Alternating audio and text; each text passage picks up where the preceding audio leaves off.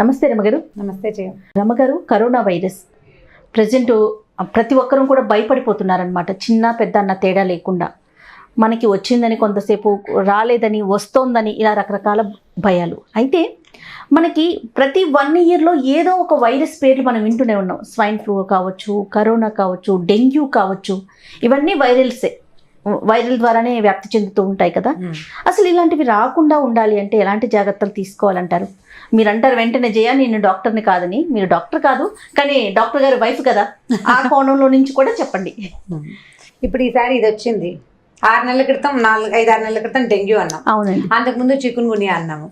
అంతకుముందు ఏదో ఎబోలా అన్నారు, స్వైన్ ఫ్లూ అన్నారు. బోల్డ్ అని స్వైన్ ఫ్లూ వచ్చిన రోజుల్లో నాన్ వెజ్ తినదు, కోళ్ళు తినకూడదని విపరీతంగా చెప్పారు. ఇది తినద్దు, అది తినద్దు అని. ఏదైనా రాగానే వెంటనే మూకమ్మడిగా ప్రజంతా ప్యానిక్ అయిపోయి, అవునండి, ఇక ఫేస్బుక్ లో తర్వాత వాట్సాప్ లో విపరీతంగా అది తినాలి, ఇది తినకూడదు, జాగ్రత్తగా ఉండాలి, అదేదో ఎలుముక్కు గుడ్డ కట్టుకోవాలి, లేకపోతే పిల్లలకి మాస్కులు, పెద్దలకి మాస్కులు, అంత ఇదొకవాల. అక్కడి నుంచి ప్రభుత్వం సరిగా సహకరించట్లేదు, సరిగా సకాలంలో స్పందించలేదు, లేదా ఎయిర్పోర్ట్లలో బాగా జాగ్రత్తగా చూడలేదు. ఇలాంటి బొచ్చడు ఎన్ని రకాల మాటలు వచ్చేస్తాయో విపరీతంగా. అసలు ఏదైనా వైరస్ మన మీదకి ఎందుకు వస్తుంది? మనం వీక్గా ఉంటే. మన ఇమ్యూన్ సిస్టమ్ వీక్ అయితే చిన్న చిన్నవి కూడా వచ్చేస్తూ ఉంటాయి.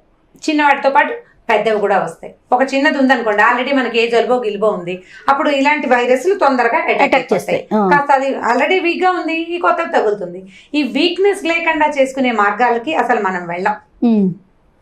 ఇప్పుడు ఈ వైరస్లు వచ్చినట్టే ప్రచారంలోకి, అంటే వైరస్లు వాటి నివారణోపాయాలు ఎలా వస్తున్నాయో అలాగే మనకు ఎంతమంది పెద్దవాళ్ళు ఉన్నారు టీవీల నిండా, తర్వాత ఏమో ఫేస్బుక్లో, యూట్యూబ్లో, ఇంకా అంటే సోషల్ మీడియా ఏమన్నా కోడైకి కూస్తున్నారు. ఇప్పుడు చాలా మంది పెద్దవాళ్ళు పాపం కోళ్ళు మేకల్ని వేటిని ఇమిటేట్ చేసినా లాభం లేకుండా ఉంది ప్రజల్ని. ప్రతి వాళ్ళు నాన్ వెజ్ తగ్గించండి, రోడ్ల మీద తినకండి, హైజీనిక్గా ఉండండి, అవును, మన ఇళ్ళు శుభ్రంగా ఉంచుకోవడం పాటు మన రోడ్లు కూడా శుభ్రంగా ఉండే ప్రక్రియను చూడండి చెప్తూనే ఉన్నారు. ఏదైనా ప్రమాదం రాగానే పరిగెత్తేస్తాం మనం. ముందు జాగ్రత్త మనకి ఎందుకు ఉండకూడదు? రకరకాల కోణాల్లో ఆలోచించటం. నేను నిన్ననే తిరుపతికి ట్రావెల్ చేసి వచ్చాను. ఎయిర్పోర్ట్లో విపరీతమైన చెక్స్, అంటే బాగా చెక్ చేస్తున్నారనమాట. ఏమన్నా కొంచెం జలుబు ఉందా, హెల్త్ కండిషన్ ఎలా ఉందని. అంటే గవర్నమెంట్ తరపు నుంచి వాళ్ళు చేయాల్సింది వాళ్ళు చేస్తున్నారు. వాళ్ళు ఎంతవరకు చేయగలరు? ఏదైనా ఒక స్వచ్ఛత వరకు చూడగలుగుతారు, అంతే తప్ప వచ్చే వైరస్ ని రాకుండా చేసేయలేరు కదా. ఏం చేయలేరు కదా. ఆ మాస్కులు మనకి బయట కాదు, లోపల వేసుకోవాలి. సిస్టంలో మాస్క్ ఉండాలి. సిస్టమ్కి మాస్క్ ఉండాలంటే జీవితాలకి కొంత నియమం ఉండాలి. మేము బాగా సంపాదిస్తున్నాం, మేము ఎంజాయ్ చేయదంటే అంటే ఎక్కడ పడితే అక్కడ, ఏది పడితే అది, ఎలా పడితే అలా తినేయటం, తాగేయటం, తిరిగేయటమేనా ఎంజాయ్మెంట్? అదే ఎంజాయ్మెంట్ అనుకుంటే మీతో పాటు మీ పక్కన ఉన్న వాళ్ళు కూడా సర్వనాశనం అయిపోతారు. అవును. ఇప్పుడు ఇంట్లో ఒకళ్ళకి జ్వరం వస్తే ఇండ్లంతటికి జ్వరం వచ్చినట్టు. లేడీస్కి వస్తే ఇక అసలు ఇంకా ఇల్లు వ్యవస్థ పూర్తిగా కుంటుపడిపోయినట్టే అయిపోతుంది.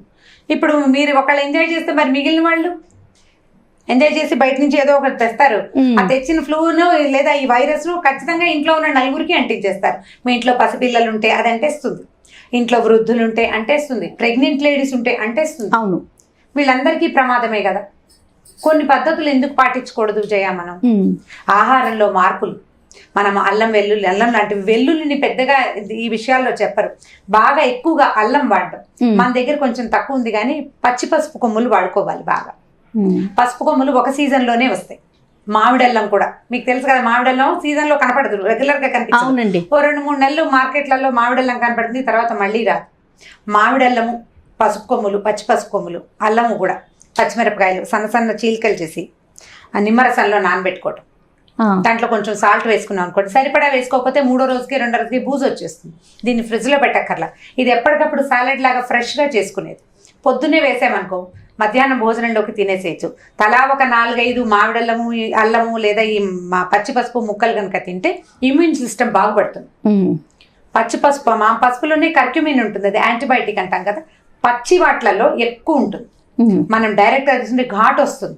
పిల్లలకు కూడా కొంచెం చిన్న పీసులు పుల్లగా ఉంటాయి కదా, పప్పన్నంతో పాటు ఒక అల్లం ముక్క, ఒక చిన్న మామిడల్ల ముక్క లేదా కొద్దిగా పసుపు ముక్క అట్లా అలవాటు చేయటం. పచ్చిమిర్చిని బాగా విరివిగా వాడుకోవటం. వాటి వల్ల ఏమవుతుందంటే ఇమ్యూన్ సిస్టమ్ బాగుపడుతుంది. కొత్త వైరస్తో ఫైట్ చేసే శక్తి లోపల శరీరానికి ఏర్పడుతుంది. మనం అదేమీ చేయం. తర్వాత ఇల్లు తుడుచుకునేటప్పుడు ఉప్పు అలాంటివి వేసి తుడుచుకోవటం, గుమ్మాలకి పసుపు రాయటం. పాత రోజుల్లో చేసేవాళ్ళమా, ప్రతి శుక్రవారం పసుపు రాస్తారు. వాకిట్లో ముగ్గేసుకుంటాం. ఏదైనా చిన్న పండగ, చిన్న పర్వదినం అన్నా కానీ కుప్పలుగా మామిడి ఆకులు కట్టేవాళ్ళం. ఎందుకు కడతామంటే ఈ వైరస్ని లోపలికి రానివ్వదు. మనతో పాటు వచ్చిన వైరస్ కూడా ఈ కిందున్న పసుపు, పైన మామిడాకులు, వాకిళ్లలో ఉండే పేడ గళ్ళాకులు, వాటితో వైరస్ ఆగిపోయింది, ఇంట్లోకి వచ్చేది కాదు. అవును. తర్వాత మన ఇల్లు వాకిలికి కొంత గ్యాపులు ఉండేవి. మనకి వాకిలే ఇల్లు. ఇప్పుడు ఇంచుమించు వాకిలి తలుపు తీసండి, తలవాకిలు తీస్తే మనం రోడ్లో ఉన్నట్టే ఉంటున్నాయి ఇప్పుడు ఇల్లు. ఏంటి రమ్మగారు, ఇప్పుడు మనం ఏదన్నా మంచి కార్యక్రమం, చెడు కార్యక్రమం, లేదా బయటకు వెళ్ళొస్తేనో కాళ్ళు కడుక్కొని లోపలికి వెళ్ళే వాళ్ళం. అంటే అంత గ్యాప్ ఉండేది. ఇప్పుడు ఏ కార్యక్రమానికి వెళ్ళొచ్చినా డైరెక్ట్ గా ఇంట్లోకి వెళ్ళి కడుక్కోవాల్సిన పరిస్థితే కదా. అదే అంటే మన కాళ్ళతో పాటు దాన్ని తీసుకురావాలి. బట్టలు చాలా మందికి బయట నుంచి వచ్చి బట్టలు మార్చుకునే అలవాటు ఉండదు. అవును. ఇప్పుడు ఈ వైరస్ ఉన్న రోజుల్లో అయితే ఖచ్చితంగా కొన్ని పద్ధతులు పాటించండి. బయట నుంచి వచ్చిన బట్టలతో సోఫాల్లో కూర్చోద్దు, మంచాల మీద కూర్చోద్దు, పిల్లల్ని ఎత్తుకోవద్దు. డైరెక్ట్ రావడం, ఇంట్లోకి వెళ్ళడం ఏంటి, కాళ్ళు కడుక్కోవటం, డ్రెస్ చేంజ్ చేసుకోవటం, ఇమీడియట్ గా కాళ్ళు చేతులు ముఖం కడుక్కోవటం. సగం దాన్ని మనం వదిలించుకోగలుగుతాం. చాలా మందికి పైన బట్టలు తీసి ఇన్నర్స్ ఉంచుకునే ప్రాక్టీస్ ఉంటుంది. అవునండి.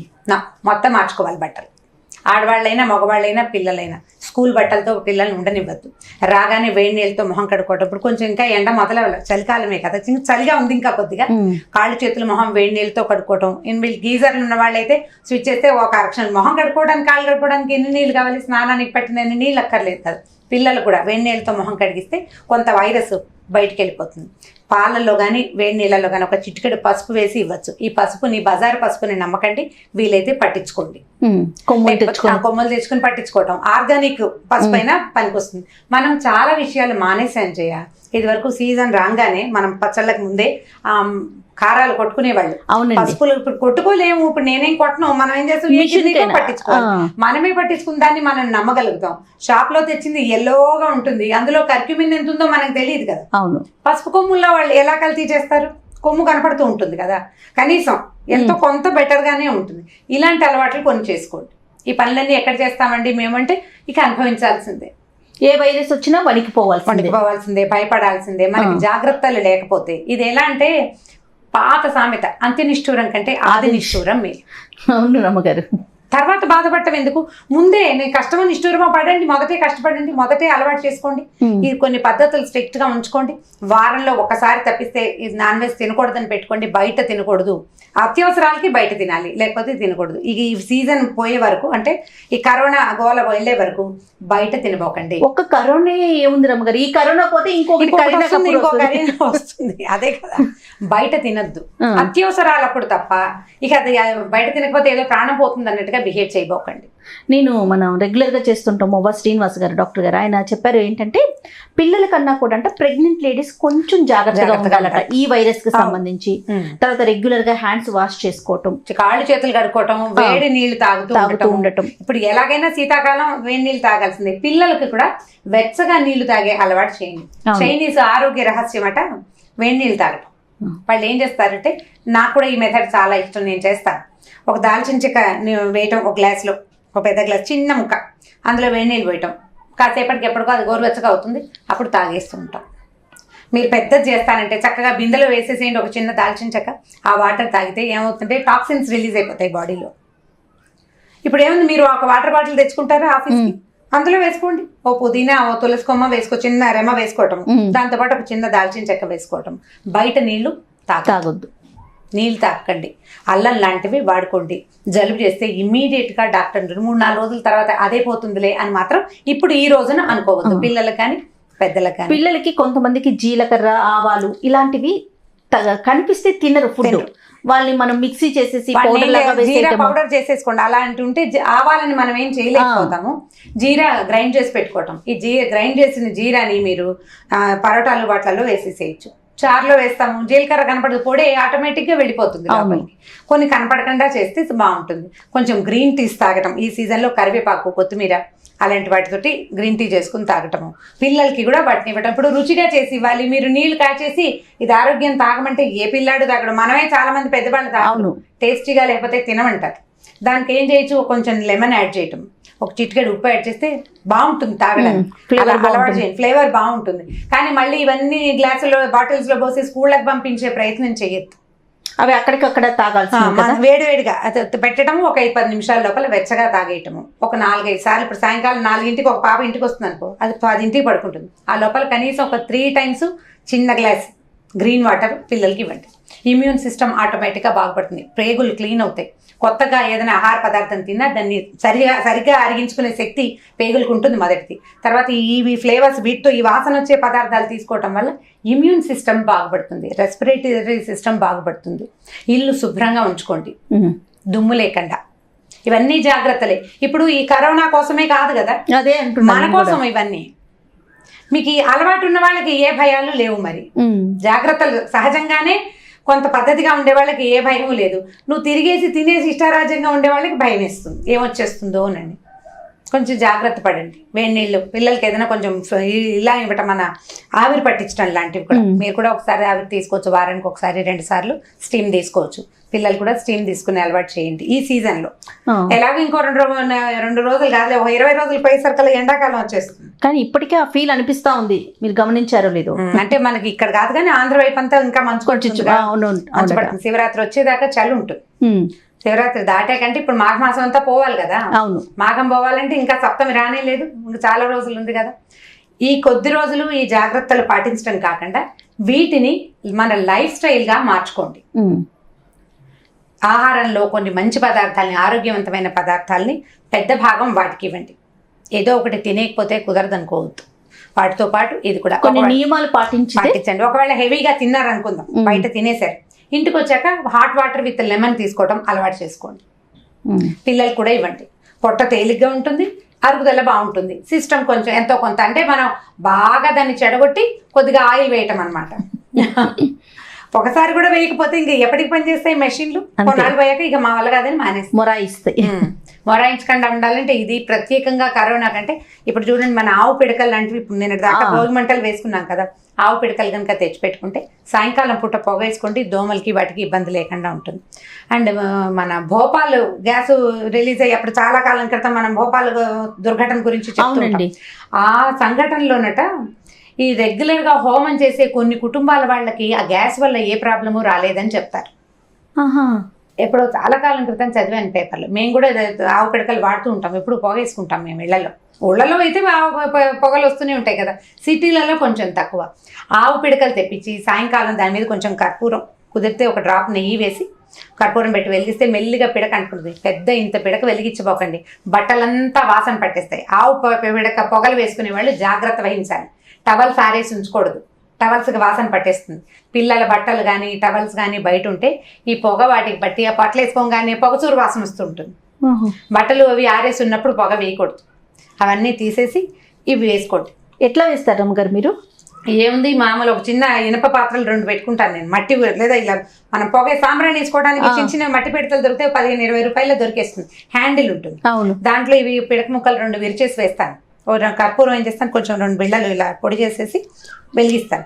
ముందు భగ్గుమని మండుతుంది కదా, స్లోగా అంటుకుంటుంది పిడక, కొంచెం టైం పడుతుంది. ఓ పక్కన కనుక కొద్దిగా గాలి పారే చోట, చీకటిగా ఉండే అంటే గాలి రాని చోట కాదు, చిన్న గాలి వస్తుంటే గాలికి ఈ పిడక స్లోగా రాజుకుంటుంది, నిదానంగా పొగ రిలీజ్ అవుతుంది. ఈ ఇల్లంతా అన్ని చోట్ల అన్ని గదుల్లోనూ ఒక 5-5 నిమిషాలు అట్లా వదిలిపెట్టేస్తే చిన్న చిన్న ఇంత ముక్కలు అనుకో, అది ఎంత ఒక 1600-1700 SFT ఇంటికి సరిపోతుంది. ఆ 2 ముక్కలు చాలు. బాల్కనీస్లో పెడతాం, గుమ్మం దగ్గర కాసేపు, ప్రతి గదిలోనూ గుమ్మాల దగ్గర పెడితే గది లోపలికి బయటికి కూడా గాలి వెళ్తుంది కదా. ఓకే, కాసేపు తలుపులు వేసి ఉంచి తర్వాత తలుపులు తీసేస్తాం, దోమలు తక్కువగా ఉంటాయి. తర్వాత మనకి ఈ వాసన కనుక అలవాటైతే చాలా బాగుంది అనిపిస్తుంది. కొత్త వాళ్ళకి ఇదేంటి ఏదో వాసన వస్తుంది అనిపిస్తుంది. క్రమంగా మనకు అలవాటైతే బాగానే ఉంటుంది. ఇందులో ఒక ఇదేంటంటే పిడకలు తెచ్చుకునేటప్పుడు ఆవు పిడకలు కావాలని జాగ్రత్త వహించాలి. ఆవు పిడక తెలిసి ఉండాలి. మనం కనుక్కుని అంటే ఎక్కడైతే గోశాలలు ఉన్నాయో అక్కడి నుంచి తెచ్చుకున్నాం అనుకో, అథెంటిక్ ఇవి దొరుకుతాయి. మీకు ఏమిటి మీరు అక్కడి నుంచి తెచ్చుకోవటం, అమెజాన్లో దొరికేస్తున్నాయి ఆవు పిడక. అవునండి, అమెజాన్లో దొరుకుతుంది, చక్కగా తెప్పించేసుకోవటమే. మీరు ఇది కనుక వెలిగించినప్పుడు ఏ పక్కన దీన్ని పెడతామో, ఏ గదిలో అంటే ఏ గదిలో దాన్ని పెడతామో అక్కడ బట్టలు ఉండకూడదు, పక్క దుప్పట్లు కూడా వాసన పట్టేస్తుంది. జాగ్రత్త వహించి వేసుకోవాలి. దీంతో రెస్పిరేటరీ సిస్టమ్ బాగుపడుతుంది ఆవు పిడకతోటి అని చెప్తారు. గేదె పిడకల్లో ఆ ప్రభావం లేదు. ఆవు ప్రత్యేకమైన జంతువు. దాని మీద మాసారి ఇంకొక వీడియో చేద్దాం. తప్పకుండా అండి, ఉపయోగపడతాయి ఇవి. మన దగ్గర ఏం చేసేవాడు, చిన్నప్పుడు పేడ కల్లాపి చల్లేవాడు వాకిట్లో. అవును. ఇప్పుడు ఏది ఏం కల్లాపి చల్లుతాం, పేడ లేదు, కల్లాపి లేదు, క్లాత్ తో తుడవటం, చాక్పీస్తో ముగ్గేయటము. ఇప్పుడు అవి లేవు కదా. కనీసం ఇవి ఉన్న దాంట్లో సూక్ష్మంలో మోక్షం చూసుకోవాలి మనం. ఆరోగ్యాన్ని జాగ్రత్తగా పాటించండి. అంటే రకరకాల ఇవి అంటే చిట్కాలు అవి పాటిస్తూ కొంచెం కాపాడుకోండి. ఇలాంటి వైరస్ల నుంచి, వైరస్ వచ్చినప్పుడు భయపడిపోకుండా జాగ్రత్తలు మీరు అన్నట్లు ముందు నుంచే మీకు ఫుడ్ హ్యాబిట్స్ సరైన ఉండి కొంచెం ఇల్లు శుభ్రాలు సరిగ్గా ఉంచుకుని, మీరు కూడా ఏదైనా వస్తువు చూడంగానే తినేసేయాలనే ఉత్సాహం లేదనుకోండి మీకు, అప్పుడు కొంచెం పర్వాలేదు. అవన్నీ ఉన్న వాళ్ళకి ఈ ఇబ్బందులు వస్తాయన్నమాట. రైట్. ఓకే రమ్మ గారు, ఇంకో టాపిక్తో కలుద్దాం మళ్ళీ. తప్పకుండా చేయాలి. ఇక ఈ వీడియో కనుక మీకు నచ్చినట్లయితే లైక్ చేయండి, షేర్ చేయండి. మరిన్ని వీడియోస్ కోసం మా ఛానల్ని సబ్స్క్రైబ్ చేసుకోండి.